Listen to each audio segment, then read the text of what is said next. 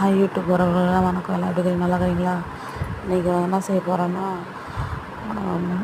முட்டை வச்சு அப்புறம் சிக்கன் லிவர் வச்சு ஒரு காரசாரமான ஒரு கிரேவி செய்ய போகிறேன். வாங்க எப்படி செய்யணும்னு பார்க்கலாம். ஃபஸ்ட்டு எண்ணெய் ஊற்றிக்கணும். லவங்கம், பட்டை, ஏலக்காய் எல்லாம் போட்டுக்கணும்.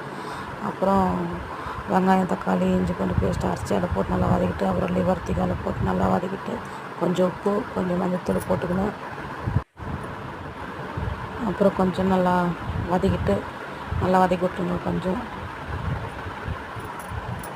அப்புறம் குழம்பு மிளகாத்தூள் எல்லாம் மிக்ஸ் மிளகாத்தூள் எல்லாமே போட்டது அது ஒரு 1.5 ஸ்பூன் போட்டுக்கலாம். உங்களுக்கு தனித்தனியாக என்ன மிளகாத்தூள் இருந்தால் கூட போட்டுக்கலாம். என்கிட்ட இது மிக்ஸி மிளகாத்தூள் வச்சு போட்டுக்கணும். கொஞ்சம் பெப்பர் போட்டுக்கணும். அப்புறம் முட்டை, அவிச்ச முட்டை அதையும் போட்டுக்கணும். கொஞ்சம் நல்லா மிக்ஸ் பண்ணி விட்டுக்கலாம். அப்புறம்